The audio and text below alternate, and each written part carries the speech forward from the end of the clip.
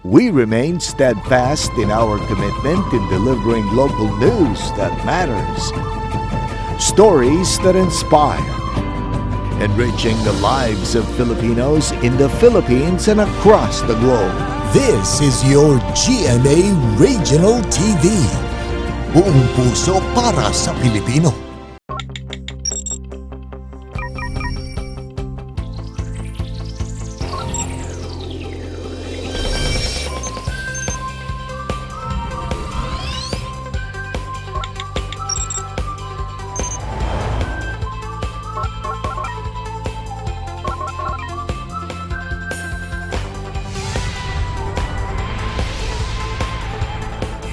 Kini ang GMA Regional TV Live.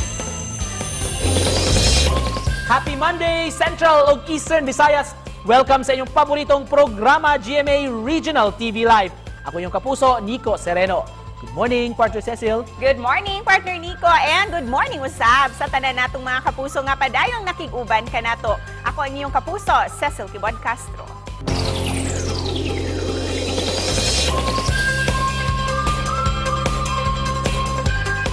Partner sa atong segment karong buntaga, ibida nato mga kapuso nga patok sa social media tungod sa ilang makalingaw, makadasig ug pinalahi nga mga istorya, siguradong tatak #pampagoodvibes. Sama na lang ni Vicencio Empalmado alias Tagalpok, taga Katarman, Northern Samar. Nag-viral ni siya gumikan sa iyang talento sa pag-awit, miani gyud og daghang views, comments ug reactions.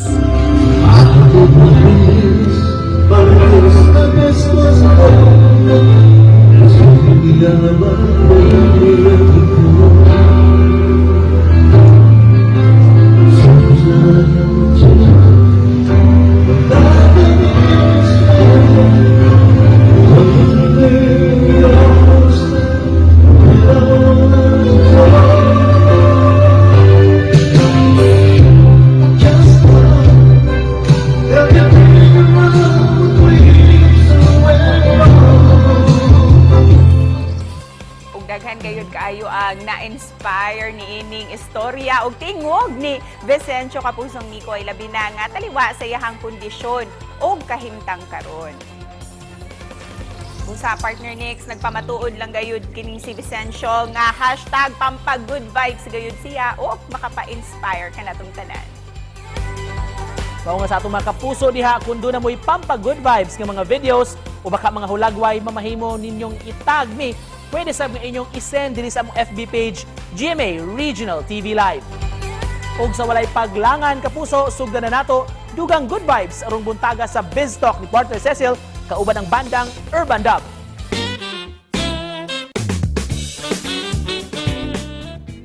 Sila sa mga besdak band nga nagmalampuson sa music industry sa paghangop sa ilang mga fans ug supporters sa ilang mga albums. Karon, kumustahon ta ang banda nga nagpasikat sa mga awit nga First of Summer, The Fight is Over ug uban pa. We have this morning one of Cebu's pride, Urbandub.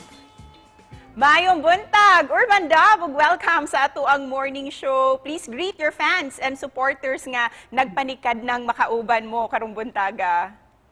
Mayong buntag niyo tanan. Mayong buntag diha ninyo. Buntag guys. Mayong buntag. Mayong buntag gayod kay kamo ang amuang makauban this morning. First off, Gabi, it's been 20 years sukad na launch ang Urbandub. With a very colorful and successful career ninyo as a band, how do you feel about this milestone? Actually, we just celebrated our 21st year this year.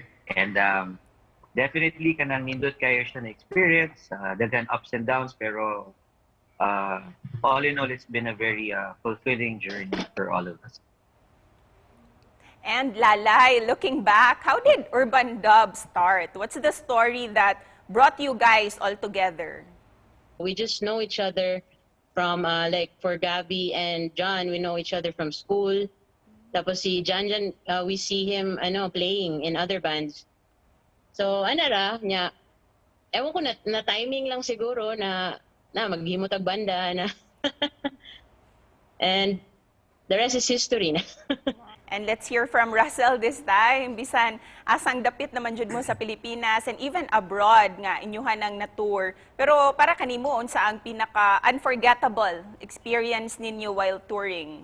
Siguro mga out of town, like ang mga gigs, like kanang makaadto bitaw makatokay bitaw like Davao. But actually, kung mutokay out of town, ang amo yung we look, other than playing sa gigs, we look forward to like eating the local delicacies. So each town is quite each out of town or out of the country gigs are memorable and unforgettable. And Gabby, aside sa mga unforgettable experiences ninyo, unsa pod katong mga challenges nga inyuhang naagian? Challenges as a whole. Definitely when we were starting out, pagsugod yun na mo. Kanang labi na kanang ang pagbalihin na mo Manila, gikan Cebu, wami ka ila, dili kay daghan kay mo mga amigo, yeah, fish out of water kami, makibisita ra mi sa Manila. So, kanang nagpuyo mi usab sa kabalay niya, commute me between gigs niya. Kasagaran gamay ra ang kwarta na among makuha. Pero looking back on those experiences, ba kanang pansit kanton ra nga mo kanon taga-adlaw kay budget man. Pero looking back, murag we enjoy it kay we paid our dues na. Maka-realize ka ba how much we loved what we did. Ang passion na mo for music ba mo'y nilabaw, thankfully. So wasn't mini surrender, murag ni lahotay lang mi ba padayon man gyud gyapon. Sam, sa mga nangandoy din ha, nga makasud usab sa music industry, pilihan ninyo, unsa ang inyong ikahatag nga advice para kanila?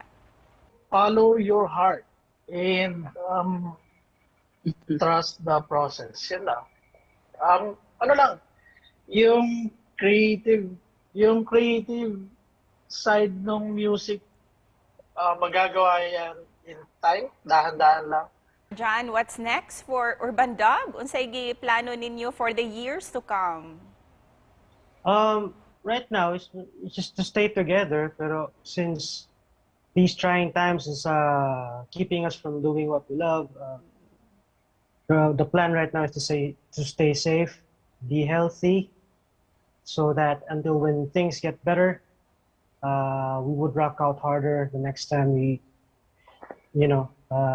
kung saka namin sa stage balik. We look forward to that day nga makita mo back on stage performing live. Busa, isip, panapos sa ato ang interview. Unsay mensahe ninyo para sa inyuhang mga fans, ang mga Urbandubbers nga padayong misuporta kaninyo? Para sa tanan mga dabista, no, kanang nagpasalamat gyapon kay nila. We're very grateful to all of them for kanang ilang continued support sa MUA. Actually, not just for kanang Urbandub, but sa music scene in general, whether it's in Cebu or kaning diri sa Manila. Kanang thank you for continuing to love music, especially if it's Filipino made. Kanang padayon lang gyapon ta, and then more than the band, more than music, I hope you guys continue to stay safe. And with that, daghan kayong salamat, Urbandub. Thank you so much, Salamat Gabby, po. Lalay, John, Russell, and Sam. Salamat. Salamat. Thank you. Thank you. Amping mo diya. Amping sad mo.